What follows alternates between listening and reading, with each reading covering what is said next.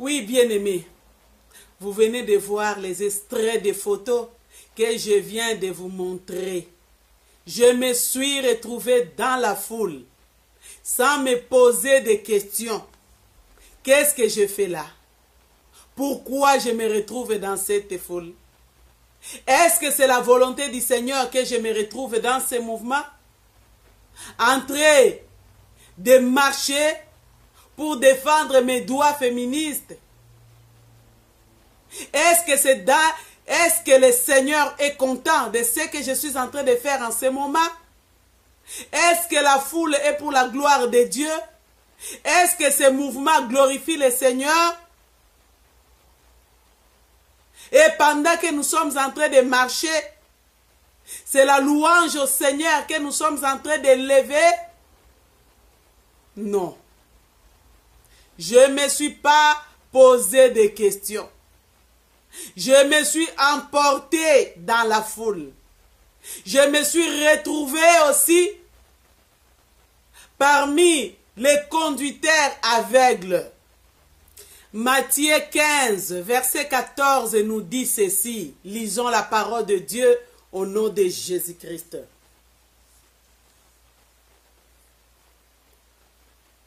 Laissez-les. Ce sont des aveugles, conducteurs d'aveugles. Et si un aveugle conduit un aveugle, ils tomberont tous deux dans une fosse. Là, je suis dans la version Darby.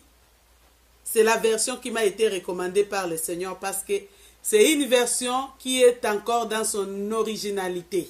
Cela ne veut pas dire que nous devons abandonner toutes les autres versions. Mais la recommandation du Seigneur, c'est la version jusqu'à présent, jusqu'au moment où j'ai eu cette révélation, que c'était une version qui est encore dans son originalité. Nous pouvons avoir aussi d'autres versions, parce qu'il y a d'autres versions qui facilitent les français courants, d'autres, donc des explications.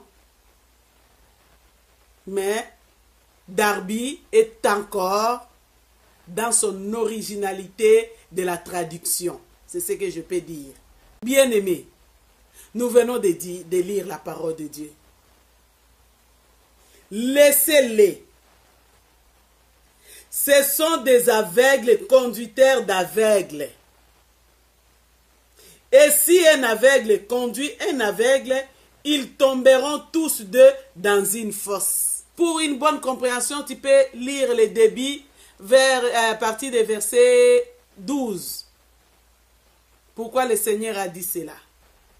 Donc moi, je me suis retrouvé parmi les conductrices aveugles. Et la foule, nous étions là, la foule. La foule, elle est là toujours pour suivre la masse. Suivre les mouvements sans se poser des questions. Quand on se retrouve dans la foule, on dit allons à gauche, même si à gauche il y a une fosse qu'on ne sait pas, mais on se retrouve tous là dans la fosse parce qu'on a suivi la foule sans se poser la question. Est-ce que le chemin que je suis en train de suivre m'amènera où? Et pourquoi je suis ce chemin? Pourquoi je suis ce mouvement? Je suis enfant de Dieu. Par rapport à la parole de Dieu, est-ce que je suis dans la volonté de Dieu pendant que je suis en train de suivre la foule? Pendant que je suis en train de revendiquer mes droits? Que dit la parole de Dieu par rapport à mes droits d'épouse, par rapport à mes droits de femme, par rapport à mes droits d'un enfant de Dieu? On ne se pose pas toutes ces questions-là.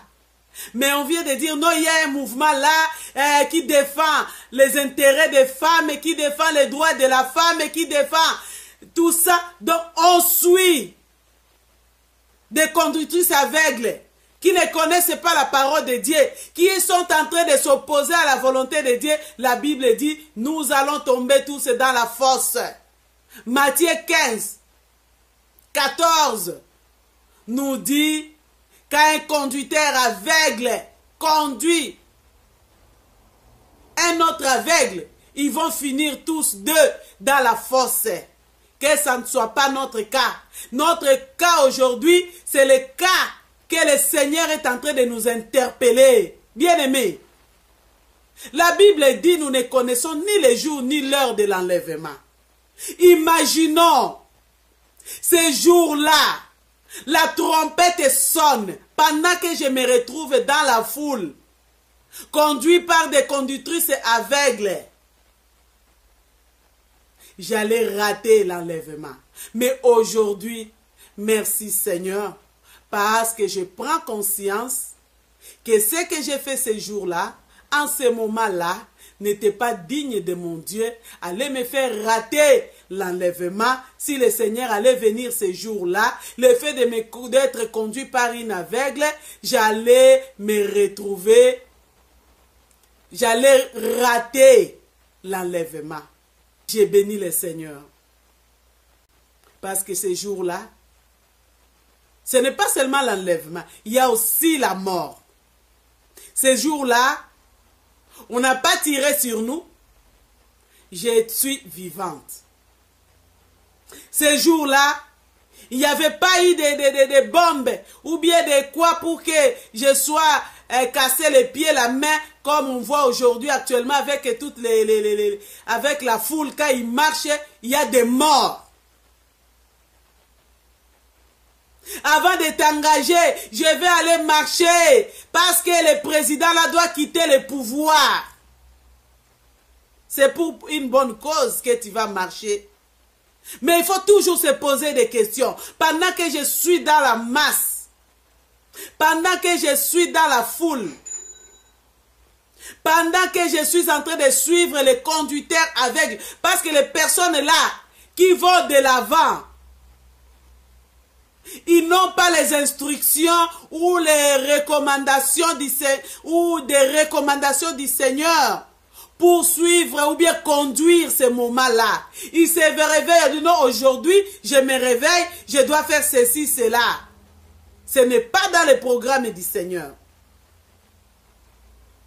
Mais comme ils mobilisent la foule, et la foule les suivre sans se poser des questions, ayons conscience que nous pouvons nous retrouver dans de telles situations. Qu'est-ce que la parole de Dieu nous dit?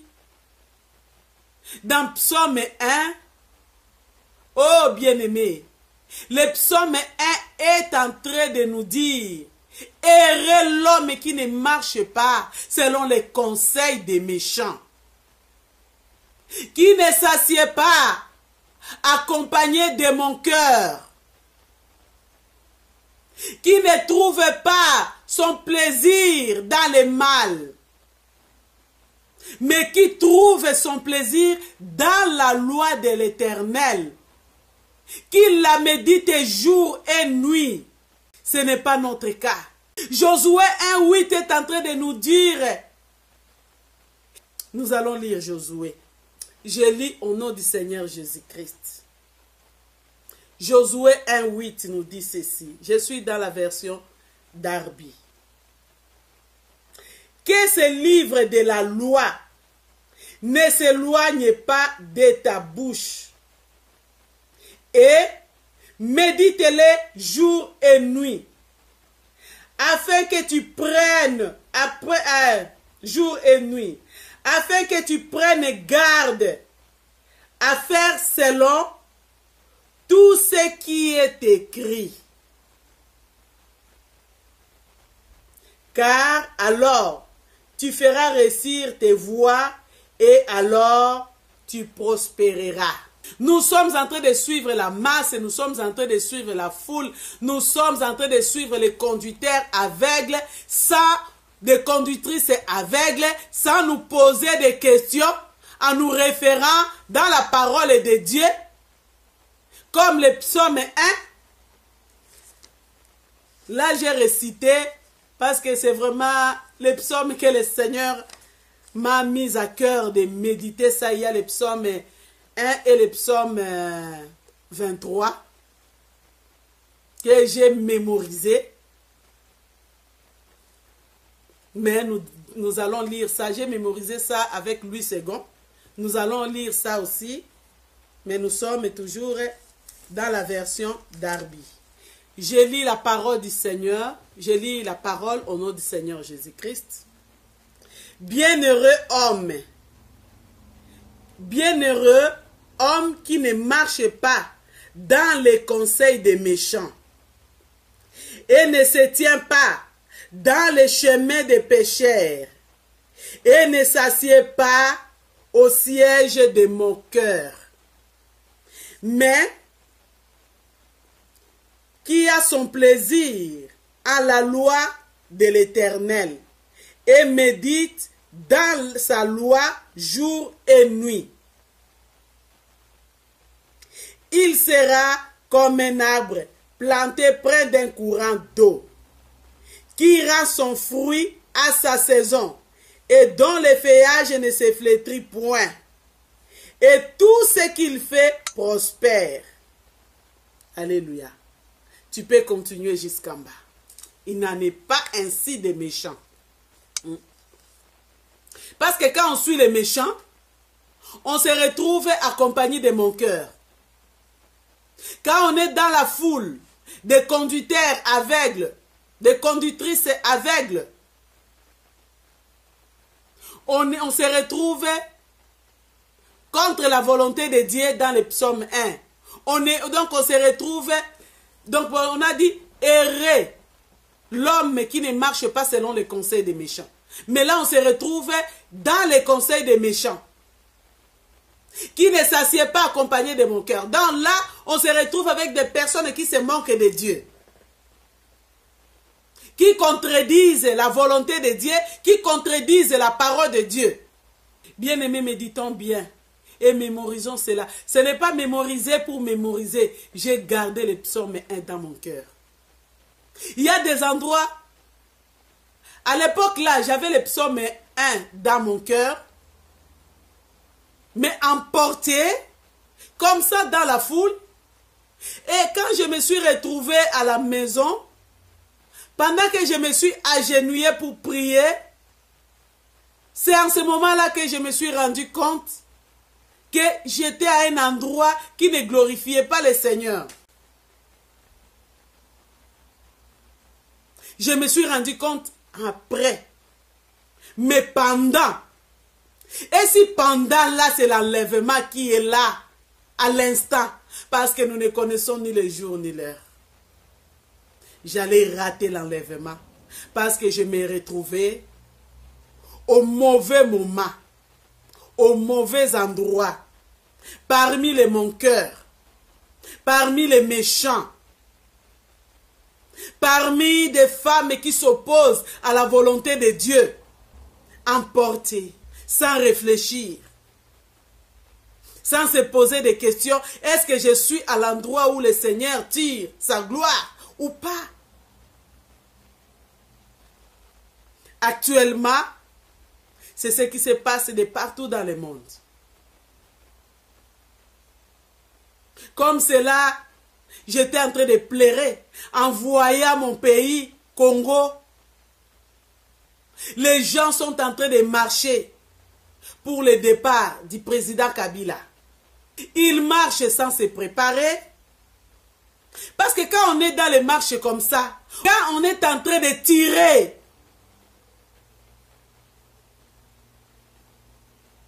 de lancer des bombes lacrymogènes, tout ça, donc tu t'embarques comme ça, tu ne te prépares pas, tu peux mourir pour ta nation. C'est bien, mais dans la sanctification absolue. Il faut se préparer. Tu ne dois pas te retrouver dans la foule. Oui, c'est une victime de son pays et tu te retrouves en enfer. Bien-aimé, j'ai béni le Seigneur. Après ce jour-là, j'étais encore vivante. Parce qu'il n'y a pas que l'enlèvement. Il y a aussi la mort qui nous guette. Que ce soit l'enlèvement, que ce soit la mort, on ne connaît ni les jours, ni l'heure. Si on connaissait les jours de notre mort, on allait voir venir la mort, tu commences à fuir la mort. Mais là, un petit passage. Un jour, je me suis réveillée. J'envoyais des petits colis au Congo, à l'époque, l'aéroport, pour trouver des personnes qui voyagent et je paye mon colis pour envoyer ça au pays. Il y a un jour, j'ai fait la même chose. J'ai envoyé un petit colis qui me coûtait dans les 250. J'ai payé le petit colis qui me coûtait 150 €. Le total, ça me fait 400 € de prix total des marchandises. Et j'ai envoyé. Et la suite, la marchandise n'est pas arrivée à la destination. J'avais confié à l'époque à une journaliste que j'ai essayé de chercher par tous les moyens. Quand moi j'allais au Congo, lui il était en Europe. Quand moi j'ai rentré, il était ici. Donc c'était un peu ça. Un jour je me réveille à l'idée de me rendre à l'aéroport. Écoutez bien aimé, c'est mon histoire. Je suis en train de vous dire, l'histoire est vraie. Comment on ne programme pas nos vies? C'est le Seigneur qui programme nos vies. Et il nous dit dans sa parole, tout concourt au bien de ceux qui aiment le Seigneur.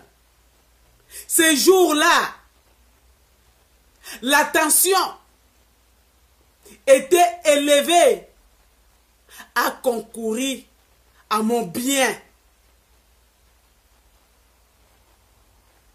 Ces jours-là, la tension a concouru à mon bien. J'avais une tension élevée jusqu'à 18. J'allais atteindre 19. Et la tension là, c'était une tension de rentrer à la maison et de me reposer sévèrement. J'étais chez un médecin de famille. Mais si c'était une tension que j'allais m'amener avec ça à l'urgence ou à l'hôpital, on allait me retenir. Bien-aimé, écoute. Je me réveille à l'idée de me rendre à l'aéroport pour aller chercher d'autres personnes avec qui on a envoyé la marchandise par la même personne. Comme je ne me sentais pas bien, dont j'étais vraiment épuisée, fatiguée. J'ai pris ma tension à la maison. C'était 18,9. Moi, j'ai dit non, peut-être l'appareil ici, ça ne marche pas bien. Je vais aller essayer ça à l'hôpital. Je quitte la maison, j'accompagne l'enfant à l'école, je dépose l'enfant. Je dis avant de me rendre à l'aéroport, je dois d'abord voir les médecins. Je dépose l'enfant. Pendant que je suis dans la salle d'attente des médecins, il y a ma fille qui m'appelle. Maman, est-ce que tu es au courant de ce qui se passe? Quand il m'a dit ça, directement mes pensées étaient au Congo. Qu'est-ce qui se passe encore? Moi, j'ai dit non. C'est quoi? Oh, il y a des attentats. On a déposé une bombe à l'aéroport. On a encore déposé une bombe au niveau des métros Malbec. Moi, je dis, mon Dieu. Mais oui, il y a des morts, il y a ceci. On a dit ça dans les... Moi, je dis, quand je rentre à la maison, on a dit ça dans les informations. Moi, je dis, quand je vais rentrer à la maison, je vais suivre ça. Bien aimé. On m'a consulté la tension. Et le médecin m'affirme ta tension est presque 19. Donc, chez le médecin, c'était presque 19. C'est que l'appareil que tu as utilisé est bon. Il m'a prescrit des médicaments. Je rentre à la maison. Et il m'a dit, ne te promène pas, c'est très dangereux. Je rentre à la maison. Sans même eu la conscience que je voulais aller à l'aéroport pour ceci. Donc, les pensées d'aller à l'aéroport. Oui, j'ai parlé avec ma fille. Ah, heureusement, je voulais aller à l'aéroport. Je parlais ça comme ça, simple comme tout. Mais c'est juste une année après, pendant que je suis en train de suivre les informations, que j'ai réalisé que le Seigneur m'a épargné de la mort. J'allais me retrouver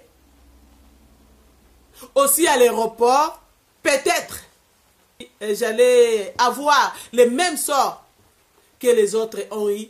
Peut-être c'était par la mort, mais tout concourt au bien de ceux qui aiment le Seigneur. Ces jours-là, le Seigneur m'a épargné de la mort. Ce que je suis en train de dire là, c'est l'importance de prendre conscience que nous ne sommes pas éternels sur la terre.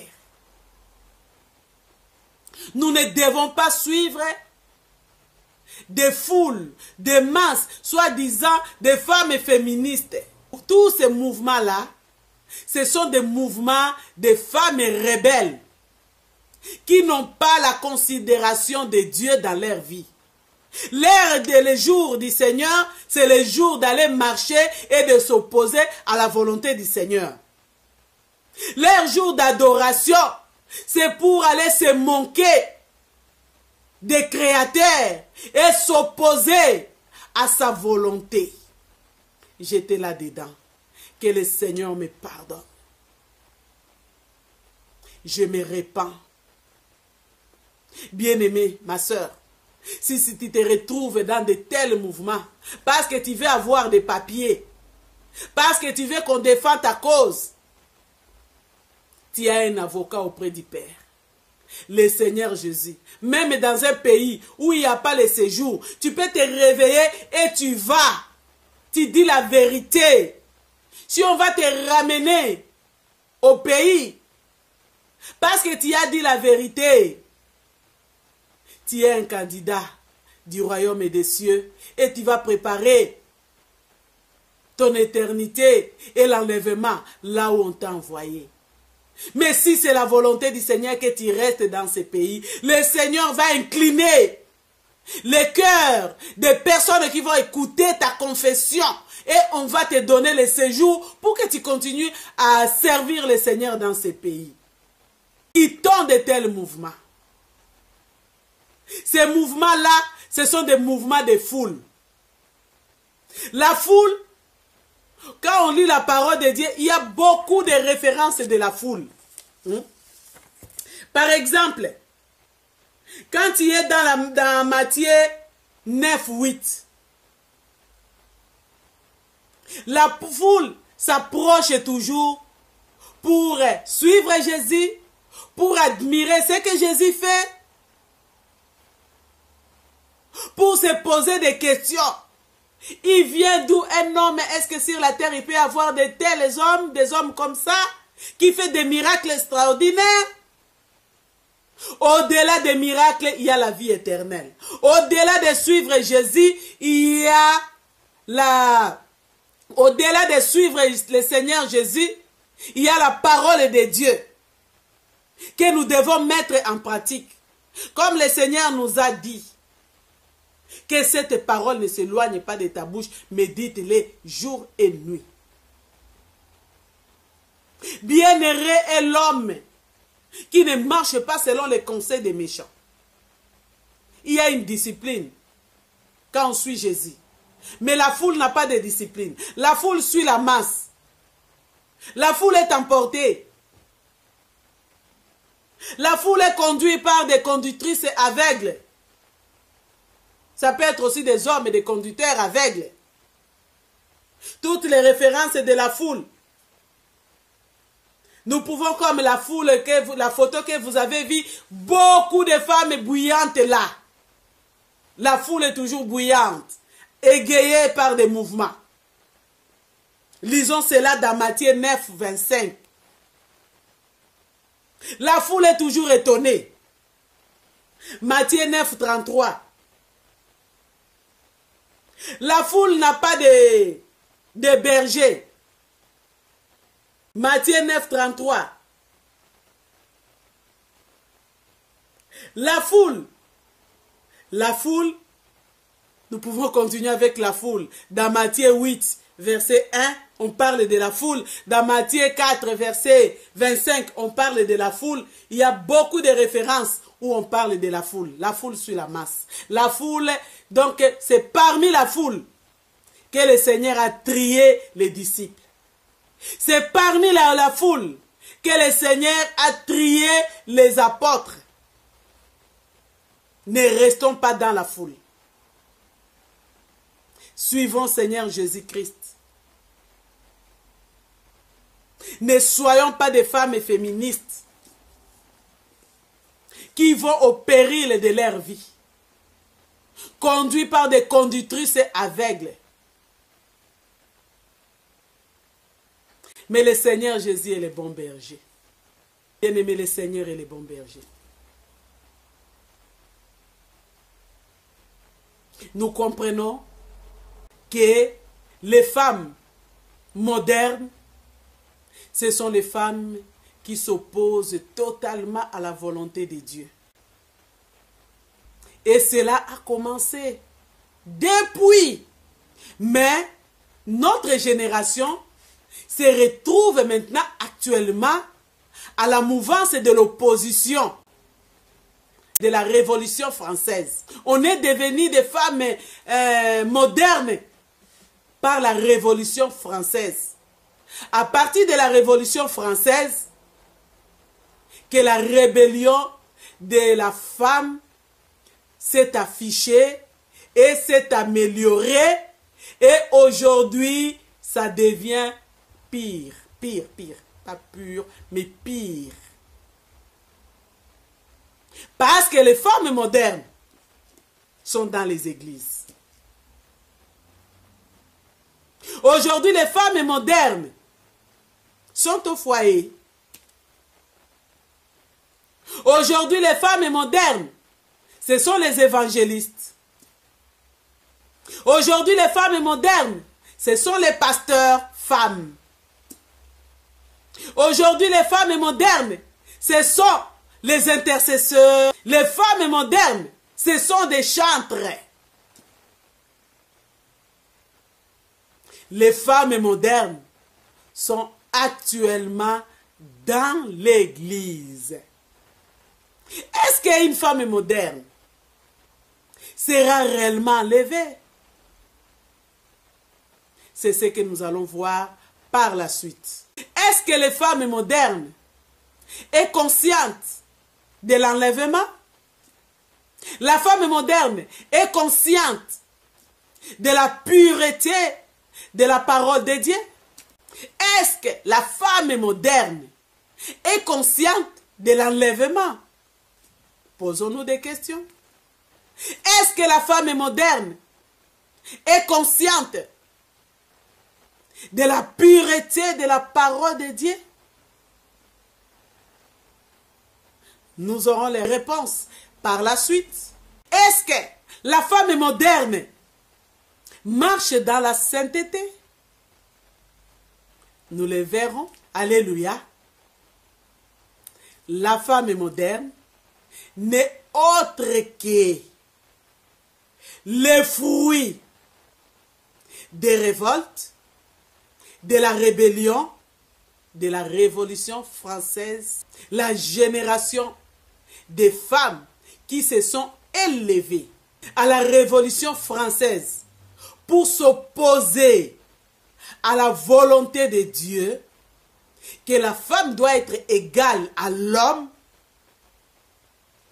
C'est cette mouvance-là qui continue jusqu'à présent. C'est cette mouvance qui a détruit l'Église. Je n'étais pas épargné. C'est aujourd'hui que j'ai conscience que j'étais là-dedans. Je m'opposais à la volonté de Dieu. Je faisais ce qui me plaisait pour moi et pas pour mon mari ou pour l'Église. Non. Je pouvais trier les paroles qui me plaisaient. Là, je mémorise et je mets en pratique. Et tout ce qui ne me plaisait pas, ça c'est l'Ancien Testament, ça ne me concerne pas.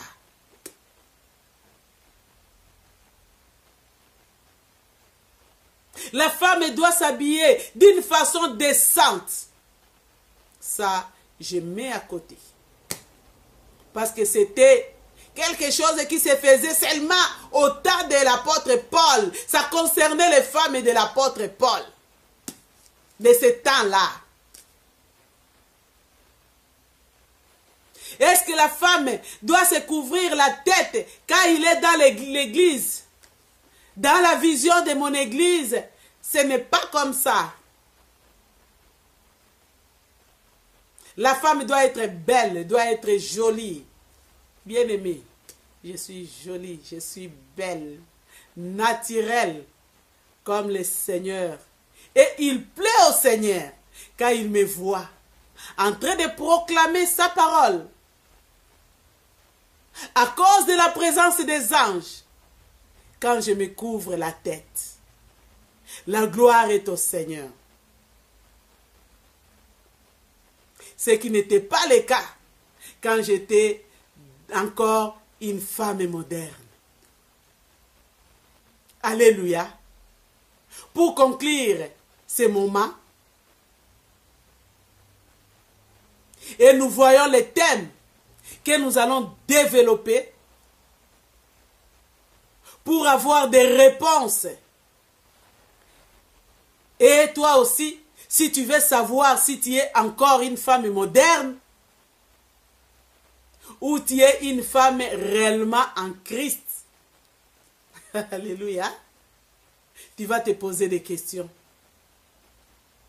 Dans notre thème de base, c'est Romains 12, 1 à 2. Romains 12, 1 à 2 est notre thème de base qui va nous conduire à nous découvrir dans notre siècle si nous sommes des femmes modernes parmi les 5 vierges sages. Parce qu'il y en a 10, hein? Il y a 10 vierges dans la Bible Mais parmi les 10 vierges, on appelle, il y en a les 5 folles et les 5 sages. Comme la femme moderne est entrée dans l'église, c'est cette femme-là qu'on appelle vierge folle. Mais toi, si tu vas continuer à être vierge folle, la porte sera fermée devant toi les jours de l'enlèvement. Tu ne seras pas enlevé. Mais la grâce nous a été donnée par le Seigneur Jésus-Christ aujourd'hui. Par ma bouche, je ne suis qu'une bouche que le Seigneur utilise pour ce thème et la femme moderne. Pour nous aider à nous préparer à l'enlèvement. Pour ne pas être les 5 folles, mais de nous qualifier parmi les 5 sages. Et c'est là notre thème de base. Ce n'est pas Matthieu 25 comme je parle des 10 vierges, mais c'est dans Romains 12, 1 à 2, que nous allons lire et comprendre juste quelque chose pour clôturer cette vidéo. Romains 12, 1 à 2, je suis dans la version Darby, nous dit ceci, je lis la parole au nom de Jésus-Christ. Je vous exhorte donc, frères,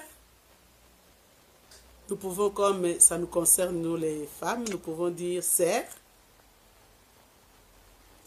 par les compassions de Dieu, à présenter vos corps. Ici, on ne parle pas d'abord des cœurs, au corps. En sacrifice vivant, saint, agréable à Dieu, ce qui est votre service intelligent. Verset 2. Et ne vous conformez pas à ce siècle, mais soyez transformés par le renouvellement de votre entendement, pour que vous discerniez quelle est la volonté de Dieu, bonne et agréable et parfaite. Alléluia, c'est la parole de Dieu. Elle est tellement claire. Et nous aurons vraiment le temps d'aborder les siècles présents. Donc, dans la version Darby, on nous dit de ce siècle. Mais dans la version Louis II, comme j'étais habitué avec Louis II, des siècles présents. Les siècles présents. Ces siècles, c'est quoi? C'est monde.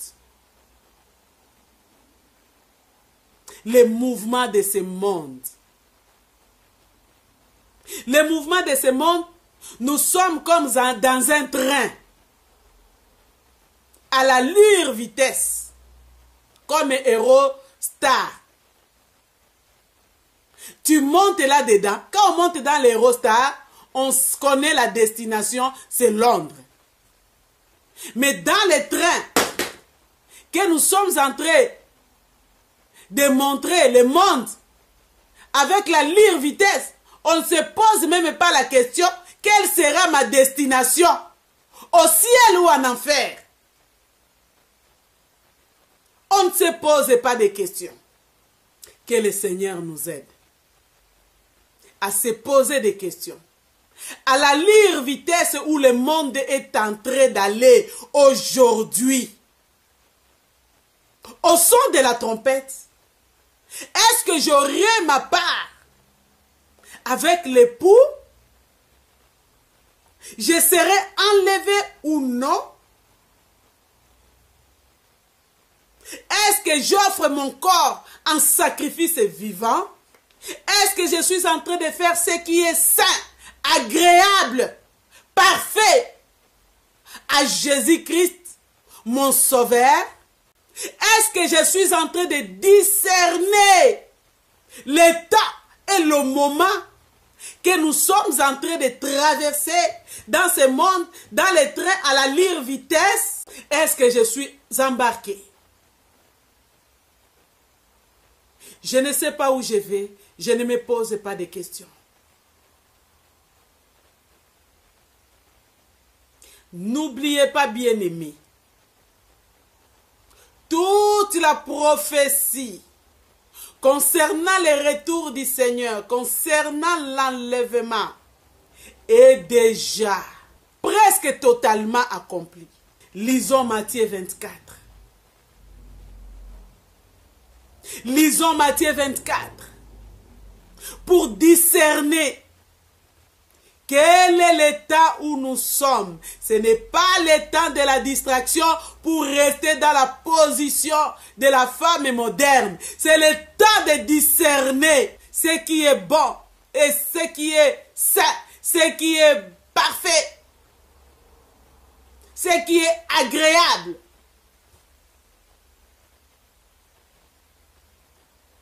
Alléluia.